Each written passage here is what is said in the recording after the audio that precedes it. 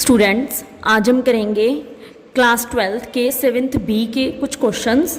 तो first question है cos x minus sine x upon cos x plus sine x. हमने इसकी integration करनी है। जब भी हमारे पास cos और साइन में क्वेश्चन हो और फर्क क्या हो, सिर्फ माइनस प्लस का फर्क हो, तो हम डिनोमिनेटर वाली टर्म को टी पुट करते हैं। तो हमने cos x plus sine x को टी पुट कर दिया। cos x का डेरिवेटिव क्या होता है? माइनस साइन एक्स, और साइन एक्स का derivative that is cos x। तो हमारे पास cos प्लस के हैं और साइन माइनस के हैं। तो यहाँ पे ऊपर वाली टर्म में cos प्लस के हैं, साइन माइनस के हैं। हमने एक बार इसको cos x प्लस वाले को आगे लिख दिया, साइन x को पीछे लिख दिया, into D x that is equal to D T. तो ये वाली सारी टर्म को हम क्या पुट करेंगे? डी टी पुट करेंगे। तो cos x minus sine x into D x, हमने इसको क्या पुट कर दिया? डी टी, और डिनोमिनेटर वाली टर्म को टी पुट कर दिया। तो इसके बाद हम इंटीग्रेशन करेंगे। अगर हमारे पास इंटीग्रेशन के टाइम डिनोमिनेटर में हमारा वेरिएबल आ जाता है जिसकी पावर 1 होती है, that means integration of 1 upon T. अगर 1 अपॉन टी की इंटीग्रेशन करते हैं तो उसका फॉर्मूला होता है log of mod of T. तो मॉड में टी आ गया, मतलब क्या होता है इसका? जब भी किसी डिनोमिनेटर वाली टर्म का डेरिवेटिव उसके ऊपर ही हो तो वो नीचे वाली टर्म लॉग में आ जाती है। तो यहाँ पे लॉग ऑफ टी आ गया plus C. Log of T की वैल्यू पुट करनी है cos x plus sine X plus C, जो ये वाली वैल्यू थी। तो सेकेंड क्वेश्चन में है integration of x square root of x plus 2 dx। जैसे मैंने आपको पिछली वीडियो में बताया था कि रूट के अंदर वाले टर्म को मोस्टली हम टी पुट करते हैं। तो यहाँ पे रूट के अंदर है x प्लस 2, हमने यहाँ पे इसका रूट खत्म करना है, तो इसके लिए इसको हमने टी पुट कर दिया। तो डेरिवेटिव किया, इसका डेरिवेटिव 1 आ गया और 2 का डेरिवेटिव 0 आ गया, into D x equal to D T. तो D x equal to D T आ गया, और यहाँ से x की वैल्यू कितनी आ गई? t minus 2। एक्स की वैल्यू आ गई t माइनस 2। यहाँ पे हमने x की वैल्यू t माइनस 2 पुट कर दिया, और x प्लस 2 की जगह हमने क्या पुट कर दिया? t into d T. यहाँ पे हमने रूट टी को एक बार t से मल्टीप्लाई कर दी और रूट टी को एक बार 2 से मल्टीप्लाई कर दी। तो t root t minus 2 root t, दोनों की अलग अलग इंटीग्रेशन हो गई। यहाँ पे हमने t की पावर क्या है? 1 है, और यहाँ पे t की पावर क्या है? 1/2। रूट को हटाकर t की वैल्यू हमने रूट को हटा के 1/2 कर दी। तो अगर बेस सेम है तो पावर्स ऐड हो जाती हैं। यहाँ पे आया था t की पावर 1 मल्टीप्लाई t की पावर, यहाँ रूट हटा के हमने 1/2 कर दिया। तो बेस सेम तो पावर्स ऐड हो जाते हैं, तो हमने पावर्स को ऐड कर दिया। यहाँ पे हमने 2, जब भी हमारे पास कांस्टेंट आ जाता है तो हम कांस्टेंट को बाहर निकाल देते हैं। हमारे पास अंदर वेरिएबल है, रूट को हटा के 1/2, तो हमने t raise to power 1/2 into d t लगा दिया। अब हमारे पास आ गया, इसको सॉल्वेशन करके t रेज़ टू पावर 3/2। अब t रेज़ टू पावर 3/2 की इंटीग्रेशन करनी है, उसमें पावर ऐड हो जाती है। पावर ऐड हो गई हमारे पास, -2 ऑफ यहाँ पे 1/2 था, उसमें 1 प्लस कर दिया, मतलब पावर में 1 ही ऐड करते हैं। ये हमारा फॉर्मूला है इंटीग्रेशन ऑफ t की जो भी पावर हो उसका। यहाँ पे हमारे पास 3/2 प्लस 1, उसको सॉल्वेशन करके आ गया 5/2 अपॉन इन दोनों को सॉल्व करके भी हमारे पास सेम, मतलब जो टर्म पावर में होती है वही टर्म डिनोमिनेटर में आती है, सेम वैसे ही t raise to power 3/2 upon 3/2 plus c। अब इसके बाद हमने यहाँ पे 5/2 का क्या बन गया? 2/5, और यहाँ पे 3/2 का ऊपर जाके यहाँ पे 2/3 हो गया। जब 2/3 होया तो 2 2 ज़ा 4 आ गया, तो 4/3 t raise to power 3/2 plus c। अब हमने t की वैल्यू x प्लस 2 पुट करनी है, तो हमने t की जगह x प्लस 2 पुट कर दिया, प्लस c हमने हर एक सम में लगाना ही लगाना है। तो ये हमारा सेकेंड क्वेश्चन का आंसर आ गया। थर्ड क्वेश्चन है integration of dx upon square root of x plus 2 minus square root of x plus 3। ऐसे क्वेश्चन में हम मोस्टली रैशनलाइज करते हैं डिनोमिनेटर को, हमने रैशनलाइज कर देना। यहाँ पे साइन माइनस का है तो हम यहाँ पे इसका ऑपोजिट साइन लगाते हैं, दैट इज एडिशन का साइन लगा दिया हमने। 1 को इस टर्म से मल्टीप्लाई किया तो वही की वही टर्म आ गई। यहाँ पे a माइनस बी और a प्लस बी, तो a² माइनस बी² का फॉर्मूला लग गया। हमारा यही मोटिव था डिनोमिनेटर में रूट को खत्म करने का कि हम इसीलिए रैशनलाइज करते हैं कि यहाँ पे ये फॉर्मूला लग जाता है a² माइनस b² का, और स्क्वायर के साथ रूट हमारा कैंसल आउट हो जाता है। तो square root of x+2 plus square root of x+3 upon x+2 minus, यहाँ पे हमारे पास था माइनस ऑफ x+3 बच गया था। जब भी हम माइनस को अंदर मल्टीप्लाई करते हैं तो दोनों टर्म्स के साइन चेंज हो जाते हैं। यहाँ पे साइन चेंज हो गए, x के साथ x आउट कैंसल आउट हो गया। 2 माइनस 3 का आंसर क्या आता है? -1। तो माइनस आगे आ गया, हमारे पास बच गया x+2 root of plus root of x+3 dx। यहाँ पे इन दोनों की अलग अलग इंटीग्रेशन कर देंगे, माइनस को इससे भी मल्टीप्लाई, माइनस को इससे भी, तो दोनों तरफ नेगेटिव का साइन आ गया। तो root of x+2 dx minus root of x+3 dx, दोनों की इंटीग्रेशन के लिए हमने रूट को हटा के 1/2 लगा दिया दोनों तरफ। और अब हम इसका बिना पुटिंग के डायरेक्ट इंटीग्रेशन देखते हैं। इसकी डायरेक्ट इंटीग्रेशन क्या है? इसमें हमने जब भी हमारे पास ऐसी मतलब x की बजाय x+2 x+3 कुछ भी ऐसा आ जाता है डिफरेंट, तो हमने क्या करना है, इसकी पार में 1 प्लस कर देना है, अपॉन में वही जो हमारी पार में आता है इनटू। यहाँ पे एक नई चीज है कि हमने जो अंदर वाली टर्म है उसका डेरिवेटिव करना होता है अंदर। यहाँ पे कितना x का डेरिवेटिव 1 है और 2 का डेरिवेटिव 0 है, minus x+3 raise to power 1/2 था। अगर हमारे पास सिंपल x की पावर 1/2 होता तो हम क्या करते, उसकी पावर में 1 प्लस कर देते। यहाँ पर भी हमने ऐसे ही किया, x+3 की पावर में हमने 1 को प्लस कर दिया और पावर वाली टर्म हमारे पास डिनोमिनेटर में आ गई, इनटू x+3 का डेरिवेटिव क्या होता है 1 + 0 + c। एलसीएम को सॉल्व करके आ गया -x+2 raise to power 3/2 upon 3/2 minus of x+3 raise to power 3/2 upon 3/2 plus c। यहाँ पे हमारा हमने जो डेरिवेटिव किया था 1 + 0, तो उसका आंसर 1 ही आ गया। तो 1 से हमने 3/2 को मल्टीप्लाई करके 3/2 ही लगा दिया। माइनस ऑफ ये 3/2 इधर जाके क्या बन जाएगा 2/3। ये वाली माइनस हमने वैसी की वैसी लगा दी। सेम इसी टर्म को भी हमने -2/3 कर दिया। अब हमने -2/3 को कॉमन निकाल दिया, अंदर हमारी ये वाली दोनों टर्म्स बच गई प्लस c। नेक्स्ट क्वेश्चन है 4th, integration of 1/√x + x dx। हमने इसकी इंटीग्रेशन करनी है। हमने मोस्टली वही करना है जैसे रूट वाली टर्म को टी पुट करते हैं। इस क्वेश्चन में थोड़ा सा ये यूनिक है कि हमने √x को टी पुट किया है, ना कि x को टी पुट किया है। हमने √x को टी पुट कर दिया। इसके लिए हमने क्या किया, स्क्वायरिंग ऑन बोथ साइड कर दिया। √x का हमने स्क्वायर किया तो स्क्वायर के साथ रूट कैंसिल हो गया, तो हमारे पास x आ गया। t का स्क्वायर किया तो t² आ गया। अब इसके बाद x का डेरिवेटिव 1 होता है, इंटू dx लगाते हैं, दैट इज इक्वल टू इसका 2t इंटू dt। तो dx की वैल्यू कितनी आ गई 2t dt। यहाँ पे इंटीग्रेशन ऑफ √x की जगह हमने क्या पुट कर दिया t प्लस x की जगह हम क्या पुट करेंगे t² इंटू dx की जगह हमने सारा ये क्या पुट करना है, dx की जगह 2t dt। तो अब इसके बाद यहाँ दोनों में से t कॉमन आ रहा है, तो t हमने कॉमन निकाल दिया 1/1 + t इंटू 2t dt।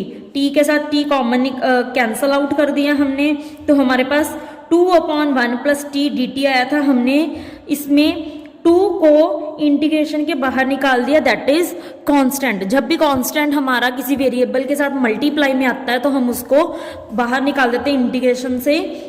तो अब इसके बाद 1/1 + t है, तो 1 + t का डेरिवेटिव क्या होता है, 1 का डेरिवेटिव 0 और t का डेरिवेटिव 1। तो बेसिकली हमारा डेरिवेटिव होल कितना आ गया 1 आ गया। तो इसका मतलब इसका डेरिवेटिव इसके ऊपर है। जब भी किसी का डेरिवेटिव इसके ऊपर होता है तो हम क्या लगते हैं, लॉग ऑफ नीचे वाली टर्म को 1 + t मॉड में लगा देते हैं। ध्यान रखना, जब भी किसी का डेरिवेटिव उसके ऊपर ही पड़ा हो तो हम नीचे वाली टर्म को लॉग में लगा देते हैं। ये वाला 2 हमने ऐसे कंटिन्यू कर दिया, प्लस c आ गया। अब हमने t की वैल्यू पुट करनी है। t की वैल्यू क्या थी √x, तो यहाँ पे 2 log 1 + √x प्लस c, ये आंसर आ गया। 5th क्वेश्चन है integration of sin² x into cos³ x dx। हमने इसकी इंटीग्रेशन करनी है। इंटीग्रेशन के लिए हमने sin² x और cos³ है, यहाँ पे पार इवन है हमारी और ये पार हमारी ऑड है। हमने ऑड पार में क्या किया, इवन पार अलग कर दी और एक सिंगल टर्म अलग कर दी, मतलब 3 को 2 + 1 कर दिया, 2 पार अलग कर दी, 1 पार अलग कर दी। यहाँ पे हमने साइन एक्स को टी पुट कर दिया, क्यों? क्योंकि साइन का डेरिवेटिव कॉस होता है और कॉस वाली टर्म हमारे पास सिंगल में है ऑलरेडी, तो हमने साइन स्क्वायर एक्स इंटू, अब हमने जिस टर्म को भी टी पुट करना है, ठीक है, उसकी सिर्फ हमारे पास एक टर्म कॉस में होनी चाहिए ये वाली, अदरवाइज सारा सम हमने अपना साइन में कन्वर्ट कर देना है। तो हमने क्या किया, कॉस स्क्वायर एक्स को 1 minus sine square x dx कर दिया। यहाँ पे साइन की बजाय टी पुट कर दिया 1 माइनस टी, अगर साइन स्क्वायर है तो ऑटोमेटिकली टी स्क्वायर आ गया इंटू कॉस एक्स dx की जगह हमने dt लगा दिया। अब हमने टी स्क्वायर को 1 से मल्टीप्लाई किया, टी स्क्वायर आ गया, टी स्क्वायर को टी स्क्वायर से किया, टी रेज टू पावर 4 आ गया इंटू dt। अलग अलग इंटीग्रेशन कर दी, टी स्क्वायर की इंटीग्रेशन पार में वही, टी स्क्वायर का मतलब टी में प्लस ऐड कर दो, पार में जो पावर वाली टर्म है वही हमारी नीचे आएगी डिनोमिनेटर में, तो T raise to power 3/3 minus T raise to power 5/5 plus C. अब टी की वैल्यू हमने पुट कर देनी है साइन एक्स, तो sine cube X by X upon 3 minus इसमें टी की वैल्यू साइन दी raise to power 5x upon 5 plus C, ये हमारा आंसर आ गया। नेक्स्ट क्वेश्चन है tan raise to power 4x dx की इंटीग्रेशन। अब tan की पावर हमारे पास इवन आ गई, तो हमने क्या किया, स्क्वायर अलग कर दिया, स्क्वायर अलग कर दिया, क्यों? क्योंकि हमारे पास स्क्वायर की वैल्यू होती है सीकेंड स्क्वायर एक्स माइनस 1, मतलब tan स्क्वायर एक्स की वैल्यू हमने यहाँ पे पुट कर दी सीकेंड स्क्वायर एक्स माइनस 1, ये हमारे पास फॉर्मूला होता है। अब इसके बाद हमने अंदर मल्टीप्लाई कर दिया, हमने tan एक्स को एक्स सीकेंड स्क्वायर एक्स के साथ मल्टीप्लाई कर दिया और माइनस 1 के साथ मल्टीप्लाई कर दिया, तो हमारे पास क्या आ गया, tan square x into सीकेंड square x dx minus integration of tan square x dx। यहाँ पे हमने इस टर्म को सॉल्व करने के लिए, सिर्फ इस टर्म को सॉल्व करने के लिए हमने tan x को t पुट कर दिया, tan x को t पुट किया तो tan का derivative secant square x into dx equal to t का dt। तब tan की बजाय हमने t स्क्वायर, क्योंकि tan था तो tan स्क्वायर की बजाय t स्क्वायर आ गया, ये वाली सारी टर्म सीकेंड स्क्वायर एक्स dx की जगह हमने क्या पुट करना था, dt, तो यहाँ पे हमने dt पुट कर दिया, minus of tan square X का formula secant square X minus 1 into dx। तो अब हमने माइनस को अंदर मल्टीप्लाई कर दिया, minus plus minus minus minus plus, सीकेंड square x की इंटीग्रेशन अलग से होगी, 1 की इंटीग्रेशन अलग से होगी। यहाँ पे हमारा क्या बन गया था, टी स्क्वायर, तो पार में 1 प्लस कर दो तो टी क्यूब बाई 3 आ गया, माइनस सीकेंड स्क्वायर एक्स की इंटीग्रेशन क्या है, tan x प्लस 1 की इंटीग्रेशन x प्लस c, तो t की वैल्यू हमने क्या पुट करनी है, tan x, तो tan यहाँ पे क्यूब था तो यहाँ पे भी क्यूब आ गया, tan cube x upon 3 minus tan x plus c, तो ये हमारे पास आंसर आ गया। नेक्स्ट क्वेश्चन है integration of 1 upon 1 minus tan x into dx। इसकी इंटीग्रेशन के लिए ये बड़ा डिफरेंट सा क्वेश्चन है, इसमें कई स्टेप ऐसे हैं जो नोट डाउन करने वाले हैं। 1 अपॉन 1 माइनस tan का फॉर्मूला होता है साइन बाय कॉस, तो हमने साइन बाय कॉस लगा दिया और यहाँ पे 1 की बजाय 1/1 कर दिया, एलसीएम आ गया हमारा cos x को 1 से मल्टीप्लाई किया cos x आ गया, 1 को sin x से मल्टीप्लाई किया sin x आ गया। अब हमने क्या करना है, जो डिनोमिनेटर वाली जो थर्ड 1 2 3 जो हमारी थर्ड वाली टर्म है वो फर्स्ट के साथ मल्टीप्लाई हो जाती है, तो हमारे पास बन जाएगा cos x upon cos x minus sin x, cos x upon cos x minus sin x integration of dx। इसमें हमने यहां से लेके सारे स्टेप ये नोट डाउन करने हैं हमने।